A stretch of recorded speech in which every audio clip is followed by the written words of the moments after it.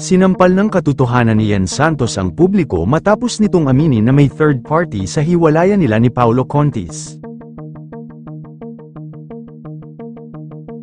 Kinumpirma kasi ni Yen ang balita na hiwalay na sila ni Paulo Contis. Matapos ang patama recent post ng aktres sa kanyang social media account.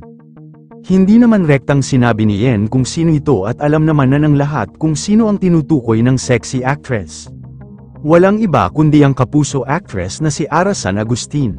Saad ni Yen sa kanyang post, "Funny how some people don't think twice about stepping into someone else's relationship like it's just another game to play. But hey, maybe loyalty and respect aren't as popular as I thought they were." May mga tao lang talagang talent na ang manira ng relasyon na hindi naman nila binuo. Remember Karma's watching, alam naman natin na na-issue si Paulo Contis noon sa Itbulaga ng tape sa mga sweet moment nila ni Arasan Agustin. Kaya hindi nakapagtataka na mauwi ito sa totohanan dahil alam naman natin ang karisma ni Paulo Contis pagdating sa babae. Kasabay ng sweet moment nila ni Ara noon ay ang sabay na balita na naghiwalay na rin sila ni Yen Santos.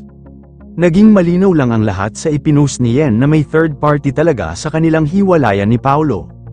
Ang tanong ng publiko, magkasintahan na ba si Paulo Contis at Arasan Agustin ngayon dahil single na si Pau, kaya isang malaking possible na may namamagitan na sa kanilang dalawa na wala pa sa oras nito na umamin sa publiko. Mukhang paulit-ulit na lang ang nangyayari sa mga nakakatambal ni Paulo sa screen at nauuwi ito sa totohanan. Alam naman natin na nakatambal din ni Yen Santos si Paulo Contis noon sa isang movie.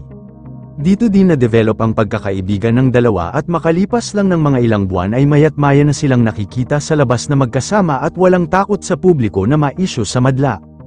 Pinupost din ni Yen noon si Paulo Contis sa kanyang social media accounts na ramdam mo sa puso ng aktres na mahal din niya si Paulo.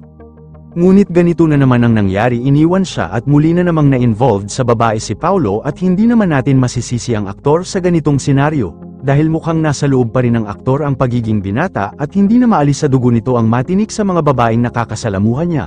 Yun lamang po. Ano ang masasabi mo sa balitang ito? Comment mo sa ibaba. Huwag kakalimutan i-like ang video na ito. Maraming salamat po sa panunood.